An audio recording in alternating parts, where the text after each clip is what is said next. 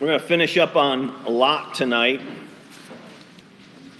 We started looking at Lot's demise, the story of his demise. It's all in chapter 19. It's really a sad story. Did not need to happen. None of this needed to take place with his family.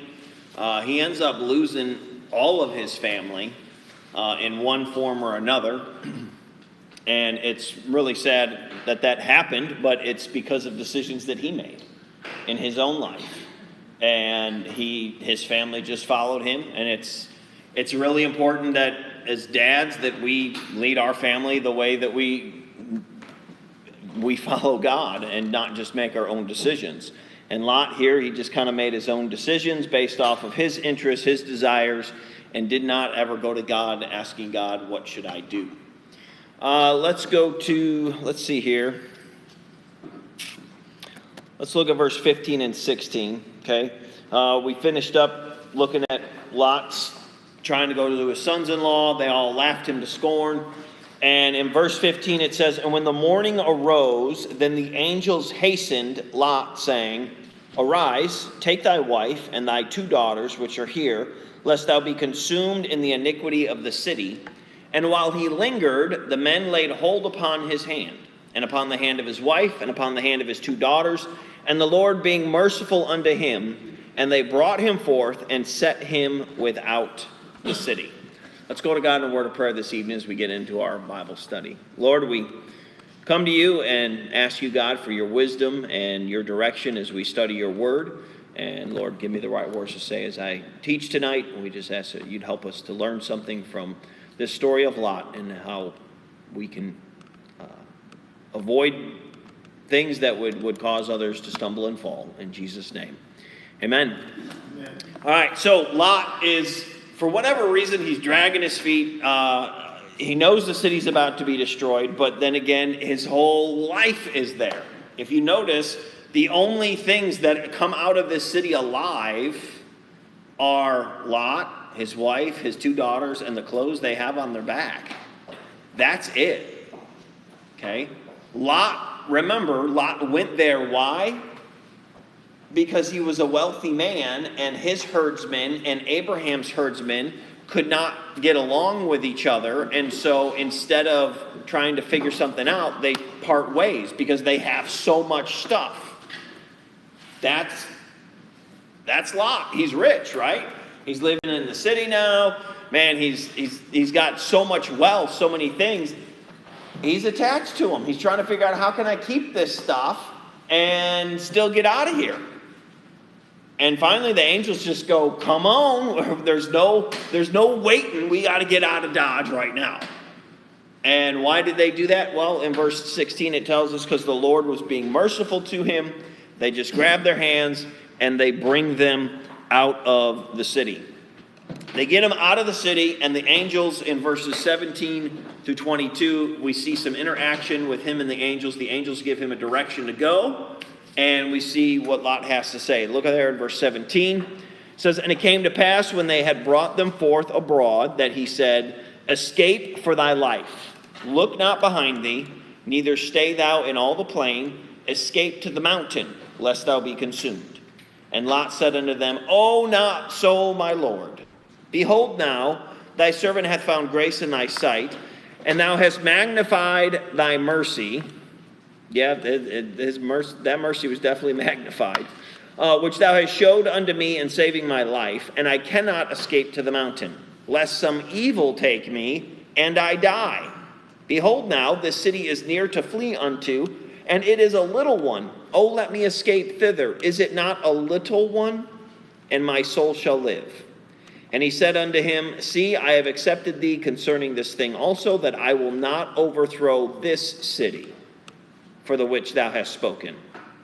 Haste thee, escape thither, for I cannot do anything till thou come thither.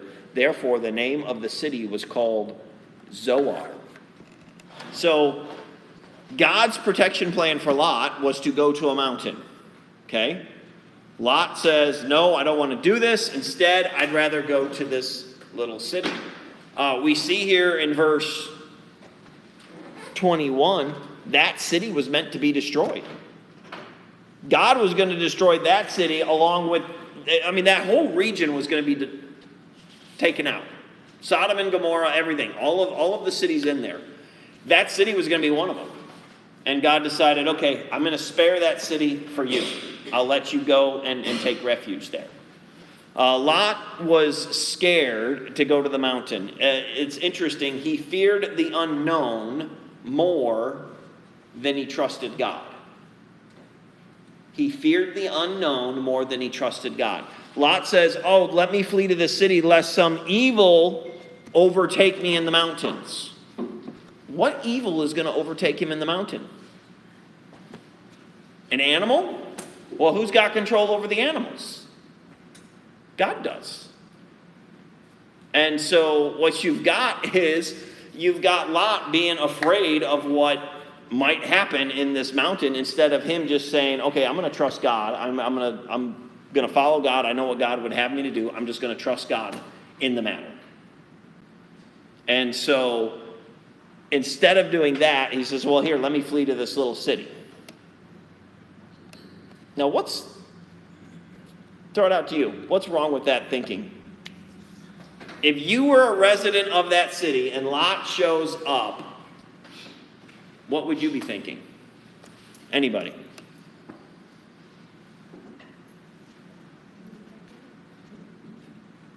Coming to take it over. Coming to take it over? Why would you think he's coming to take it over? I just thought, well, I'm the big man in town, so I'm going to do what I want to do. He's not the big man anymore. He's lost everything he owned. See, what I think happened is actually because look in verse 30. We're gonna jump ahead for a minute.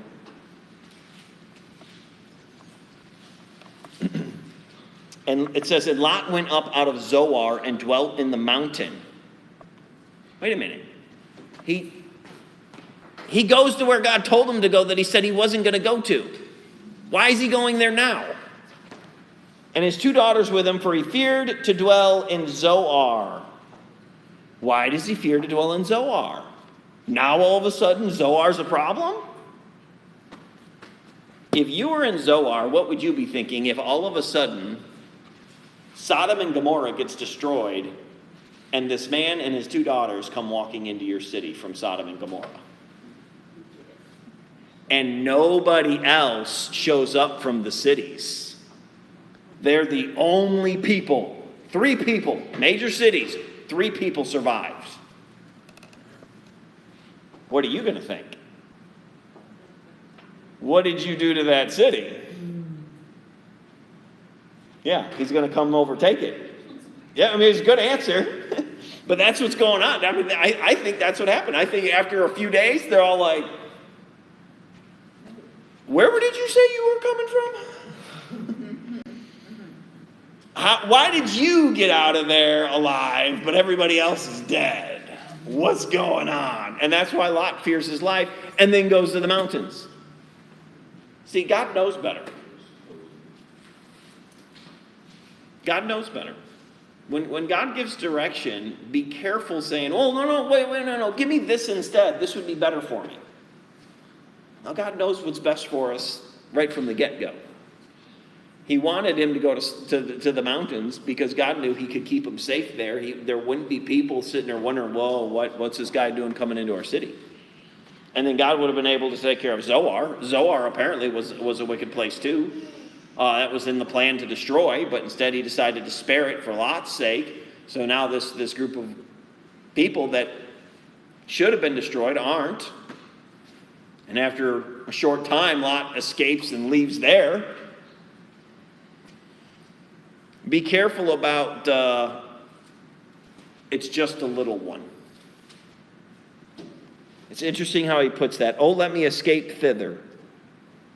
Let me escape to the city. It's just a little city. Well, was God going to destroy that city? Was it just as wicked as the other ones? Be careful about letting just a little sin into our life. Oh, it's not that big a deal. It's just a little problem. Well, those little problems tend to get to be real big problems. This little city for Lot ended up being a bigger problem for him because he ends up leaving it. Don't think just the little problem is it's okay. It's not that big a deal. No, those are the ones that are the big problem. I think it's in Proverbs. The little foxes spoil the vine, I think is what it says. All right? The little baby foxes, they're the ones that ruin the vine. Well, that's the little sin, little problem that can cause even greater things. Then look at verse 23 through 25. We see the actual destruction of Sodom and Gomorrah. It says, the sun was risen upon the earth when Lot entered into Zoar. Then the Lord rained upon Sodom and upon Gomorrah brimstone and fire from the Lord out of heaven. And he overthrew those cities and all the plain and all the inhabitants of the cities and that which grew upon the ground. I wonder if this is where all the action movies get their idea for having, that explosive, the good guys some guys walking away and an explosion happens behind them, because that's literally what happens here. Lot walks into the Zoar, all of a sudden the cities of Sodom and Gomorrah behind them start just exploding with brimstone and fire.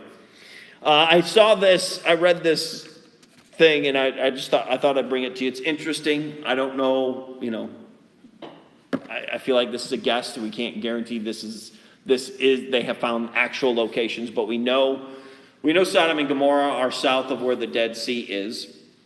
And I came across this, and I thought it'd be interesting to read. It says, all ancient writers said that these cities were located at the south end of the Dead Sea. The Dead Sea is about 40 miles long by 10 miles wide. The north end is very deep, in some places 1,000 feet. The southern third is nowhere deeper than 15 feet, and in most places less than 10 feet. The water level is higher than now in Abraham's time because of silting up by the Jordan and other streams with no outlet. What is now the southern third of the Dead Sea was then a plain. In 1924, doctors W.F. Albright and M.G. Kyle directing a joint expedition of the American schools and Zena Seminary found at the southeast corner of the Dead Sea 5 oases. These were made by freshwater springs and centrally located to them on a plain 500 feet above the level of the Dead Sea at a place called Babidra. Here were the remains of a great fortified enclosure, evidently a high place for religious festivals. There were great quantities of potsherds, flints, and other remains of a period dating between 2500 and 2000 BC, and evidence that the population ended abruptly about 2000 BC. This evidence that the region was densely populated and prosperous indicates that it must have been very fertile, like the Garden of God. That the population ceased abruptly and that it has been a region of unmixed desolation ever since seems to indicate that the district was destroyed by some great cataclysm which changed the soil and climate. The opinion of Albright and Kyle and most archaeologists is that Sodom and Gomorrah were located on these oases, further down the streams, and that the site is now covered by the Dead Sea. The slime in Genesis 14:10, remember we read about the slime pits, was bitumen, also called asphalt or pitch. It is a lustrous black petroleum product which melts and burns. There are vast beds of this bitumen on both sides of the Dead Sea, but they are more abundant at the south end, and there are great masses of it at the bottom. Considerable quantities of it have risen to the surface during earthquakes. Regarding the brimstone of Genesis 19:24, Kyle said that under Mount Euston there is a stratum of salt 150 feet thick, and above it a stratum of marl mingled with free sulfur. His theory was that at the proper time, God kindled the gases and a great explosion took place, and the salt and the sulfur were thrown into the heavens red hot, so that it literally rained fire and brimstone from heaven.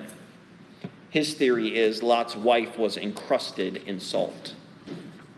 So when it says she turned into a pillar of salt, they think that it's possible that this salt came coming down and that it encrusted her. It's possible they found this. We don't know exactly how this fire and brimstone was rained down. I've always believed it just came out of the heavens, but it's possible God had something shoot up from the earth and come raining down. I don't know what method he used. We weren't there to experience it and see it, but he brought destruction upon Sodom and Gomorrah and totally overthrew it. In that region, there are many pillars of salt, and there are some that they believe to be Lot's wife. Whether that's the case or not, I don't know. As we see, let's jump down to verse 26. It says, but his wife looked back from behind him, and she became a pillar of salt. So Lot's wife, she didn't obey. She was supposed to not look back. They were instructed, don't look back, keep going forward. She had all kinds of stuff back there. Lot's wife had a home. She had friends. She had things. She possibly had popularity. Remember, he sat at the gate. He was a ruler, a judge. And so all this stuff was behind her. And she turned around to get one last look. What exactly happened? Can God turn her instantly into salt? Oh yeah, he can. Is that what happened? That's very possible.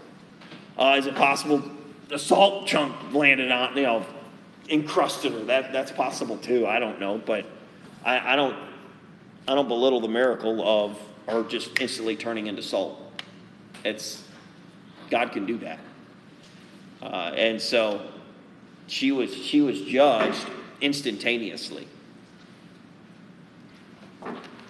Why would God tell us that his wife turned into a pillar of salt? Why would he give us that? One verse. Verse 17, we told him not to. Yeah, he told him not to. So why would he tell us that she got to, but his wife looked back from behind him and she became a pillar of salt. She's meant to be an example for us. Go to Luke 17. More specifically, she's meant to be an example to the Israelites.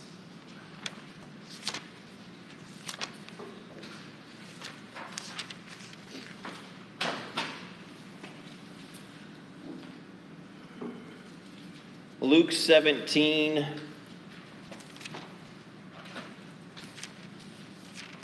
Look in verse 20. It says, when he was demanded of the Pharisees when the kingdom of God should come, he answered them and said, the kingdom of God cometh not with observation, neither shall they say, lo here or lo there, for behold, the kingdom of God is within you. And he said unto the disciples, the days will come when ye shall desire to see one of the days of the Son of Man, and ye shall not see it. And they shall say to you, see here or see there, go not after them, nor follow them. For as the lightning that lighteneth out of the one part under heaven shineth unto the other part under heaven, so shall also the Son of Man be in his day. But first must he suffer many things and be rejected of this generation. William, can you go get me a tissue? Give me 2. Thanks. And as it was in the days of Noah, so shall it be also in the days of the Son of Man. They did eat, they drank, they married wives, they were given in marriage until the day that Noah entered into the ark. And the flood came and destroyed them all. Likewise also, can you take care of him, Mom? Likewise also, as it was in the days of Lot, they did eat, they drank, they bought, they sold, they planted, they builded. But the same day that Lot went out of Sodom, it rained fire and brimstone from heaven and destroyed them all. Even thus shall it be in the day when the Son of Man is revealed. In that day, he which shall be upon the housetop and his stuff in his house, let him not come down to take it away, and he that is in the field, let him likewise not return back. Remember Lot's wife. Whosoever shall seek to save his life shall lose it, and whosoever shall lose his life shall preserve it. Thank you, bud. Have a seat. I tell you, in that night there shall be 2 men in one bed. The one shall be taken, and the other shall be left. 2 women shall be grinding together. The one shall be taken, and the other left. 2 men shall be in the field. The one shall be taken, and the other left. And they answered and said unto him, Where, Lord? And he said unto them, Wheresoever the body is, thither will the eagles be gathered together.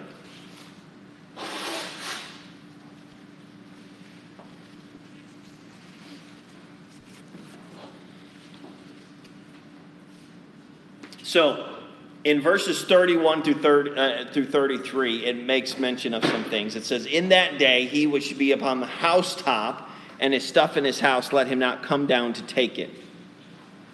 It's a warning for us. Don't get wrapped up around your stuff.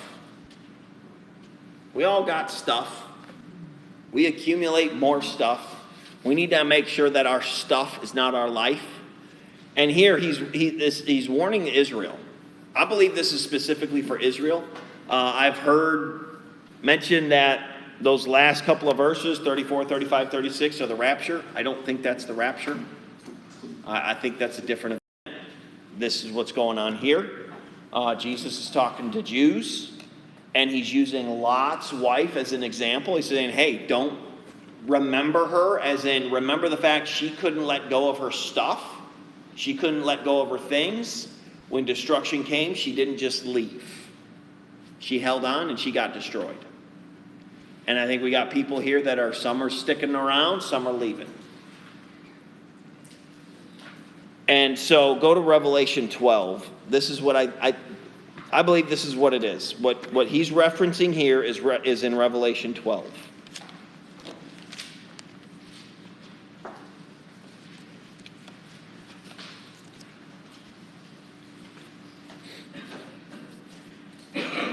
Now, Revelation 12, 1 through 6, it's not, you're getting a, when you read this, don't think of it in our time frame as linear, as in this.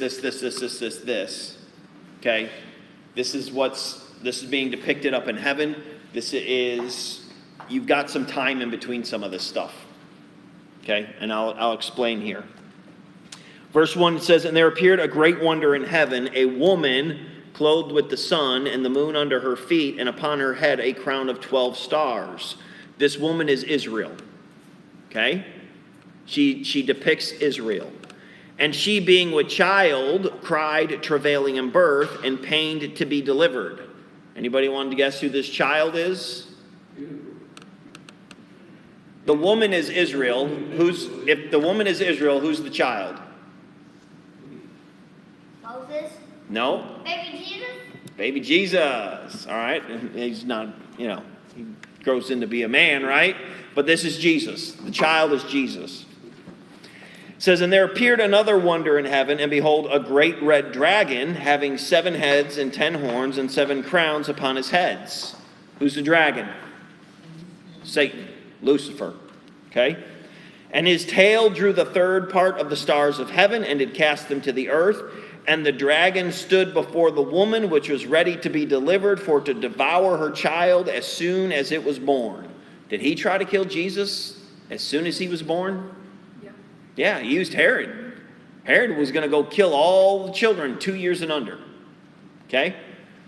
Satan tried everything that he could to try to destroy Jesus.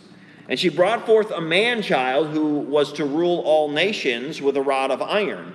And her child was caught up unto God and to his throne." Wait a minute. You just said he was supposed to rule all nations with a rod of iron. He was. But Israel rejected him, right? So we see the life of Christ, just boom, that fast. He's caught back up into heaven and he's seated at the throne. Well, that's where he is right now. Verse 6 is what Matthew is talking about. "And the woman fled into the wilderness, where she hath a place prepared of God, that they should feed her there 1,260 days." Verse 6 has not happened yet. That happens in the tribulation. Hasn't happened. So, Jesus' warning in Luke, I said Matthew, didn't I? Luke, I think it's in Matthew too. I think it's Matthew, Mark, and Luke both have talk about this. What we read in Luke there, that's going to happen one day. When we're raptured out of here, the focus then quits being on Gentiles and the church, because the church is no longer here, and God focuses back on Israel, and the whole purpose is to try to draw Israel back to him. And what you've got going on, I think, is you got some Israelites that are going to go, whoa, they're going to wake up. They're going to see God's trying to deal with us again. Jesus Christ is who he says he is. We need to follow him. And they're going to flee and obey. And you're going to have some that are going to reject God and stay in stay in their homes. They go, oh, no, we don't need to go anywhere. And they're going to get destroyed. That's why Jesus said, remember Lot's wife. Everyone that stayed behind got destroyed. Everyone who's not willing to let go of their stuff, which was Lot's wife, got destroyed.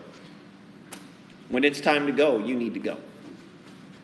And so he uses her as an example for the children of Israel to remember that when this time comes in verse 6, flee into that wilderness. I've got a place of safety and security for you.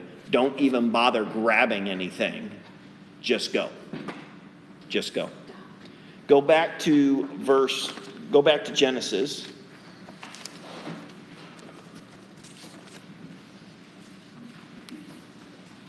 Look in verse 27 through 28. It says, and Abraham got up early in the morning to the place where he stood before the Lord, and he looked toward Sodom and Gomorrah, and toward all the land of the plain, and beheld, and lo, the smoke of the country went up as the smoke of a furnace.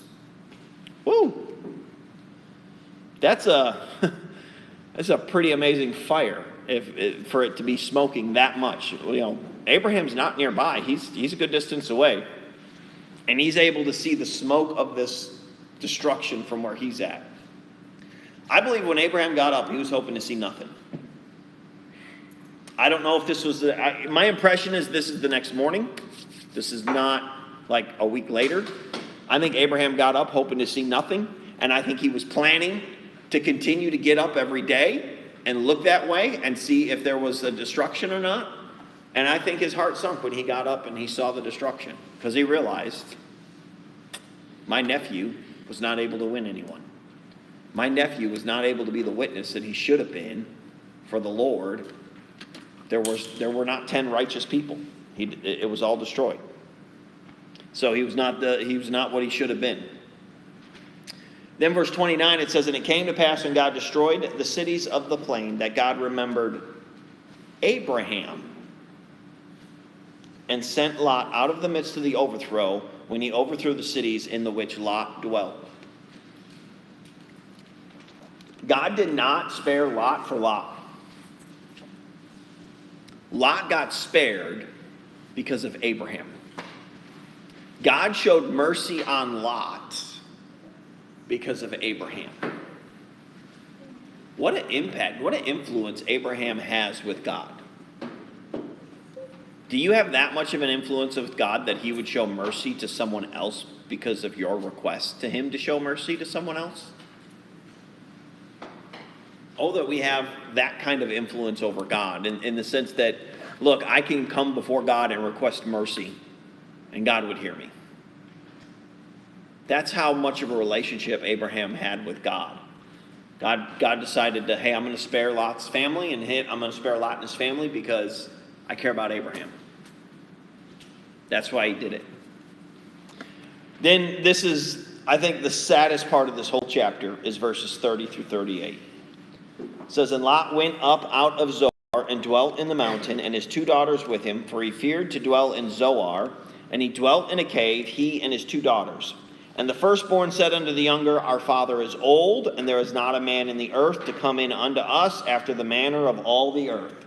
Oh my word. There's not a man in all the earth? Nobody. Doom and gloom. Come, let us make our father drink wine, and we will lie with him, that we may preserve seed of our father. And they made their father drink wine that night, and the firstborn went in and lay with her father, and he perceived not when she lay down, nor when she arose. And it came to pass on the morrow that the firstborn said unto the younger, behold, I lay yesternight with my father. Let us make him drink wine this night also, and go thou in and lie with him, that we may preserve seed of our father. And they made their father drink wine that night also, and the younger arose and lay with him, and he perceived not when she lay down, nor when she arose. Thus were both the children of Lot with child by their father. And the firstborn bare a son, and called his name Moab. The same is the father of the Moabites unto this day. And the younger she also bare a son, and called his name Benami. The same is the father of the children of Ammon unto this day. We see the complete, total depravity of Lot here. First of all, Lot is a double-minded man. We see him He's going to, God tells him to go to the mountain. He says, no, let me go to this little city. God says, fine, you can go to this little city. He goes to the little city, and then in verse 30 we see you go, oh, I need to leave the city. And so then he goes to the mountain. He's unstable. James 1:8 says a double-minded man is unstable in all his ways. He's unstable. Lot thought he could handle the wickedness of Sodom and it not affect him. And maybe it did. Maybe it didn't affect him. Maybe he could handle it. Okay? But what do we learn from this? We learn that maybe Lot could handle it, but his family couldn't. Where did his daughters come up with that idea? Where did they think that, hey, why don't we get dad drunk and I'll go sleep with dad tonight and get pregnant and have a child, and then you sleep with dad tomorrow night, you get pregnant and have a child, because there's not anybody else in this earth that could, we could have husbands, so we're just going to be with our father. First incest in the Bible, right there. Where'd they come up with that? Sodom. That's where they came up with it. Who knows what those girls were seeing in that city? This is not, the oldest daughter didn't come up with this on her own. She wasn't just like, oh, hey, how about we do this? No, they saw this stuff going on. And so she's going, well, hey, why don't we do this? What you think you might be able to handle, someone else maybe can't. Like our house, we got to be careful. There might be something I go, oh man, I can handle this. Yeah, but my son can't handle it. So I need to not have it in the house if he can't handle it. Be careful about thinking that, oh, well, I can handle this thing, but who else is with you that's even more impressionable that can't? God. Okay? So we need to be mindful of those things. Be careful about allowing things in that, is this good? Is this right? Does God want this in your life? Lot moved to Sodom, brought his whole family. I can handle it here. I'm righteous. I can deal with this. And then he loses lost all of his kids. All his kids died in Sodom that stayed there. His wife dies. And now his two daughters do this. And if you go through the scriptures, Moab and Ammon, okay, the Ammonites, the Moabites, God, I can't think of anything good God ever says about those two countries. There's one good thing that comes out of Moab. Anybody know what it is? No. Ruth. Ruth is the one good thing that comes out of Moab. The rest of it is problems. But that's a picture of God showing us that, man, he can take anything and use it for his glory. Ruth is a product of a family of incest. Yeah, God can still turn something wicked and turn it around for good. What was Lot's final demise? What happened here? Well, what did Lot become? I've got 4 things that Lot became. First of all, Lot became a brethren to the wicked. Look at verse 7. Verse 7 says, and said, I pray you, brethren, do not so wickedly. He's talking to the men of Sodom here in verse 7, and he refers to them as brethren. That's, wow. He looks at the wicked as his brethren and the righteous.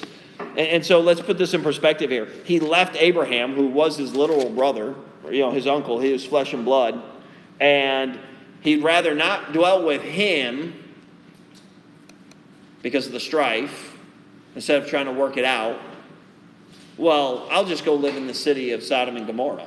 There wasn't room there. You didn't have to try to figure things out there. He'd rather dwell with the wicked. Calls them brethren. Proverbs 17:15 says, he that justifieth the wicked and he that condemneth the just, even they both are abomination to the Lord. He's justifying the wicked. I'll call them brethren. They're like a brother to me. I'm sorry, there's some wicked people out there in this country right now. I do not call them brother. And I wouldn't. I don't want to be related with that. But Lot doesn't mind.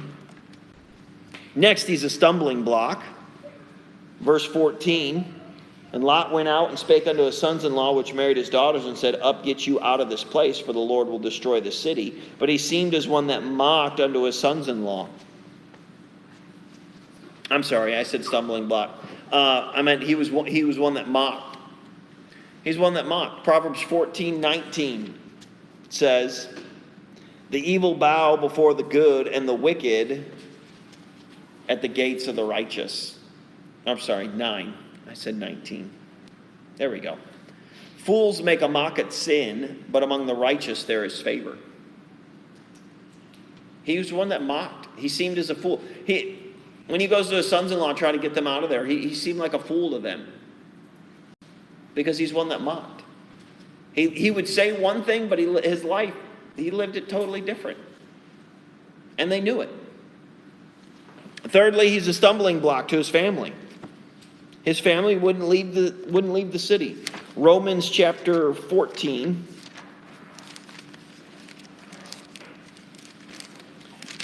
Romans 14 verse 7 says, For none of us liveth to himself, and no man dieth to himself.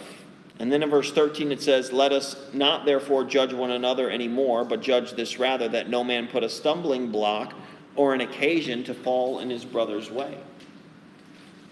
No man liveth to himself, and no man dieth to himself. Look, we have an influence on people. When you live, it's not just you. You are affecting other people.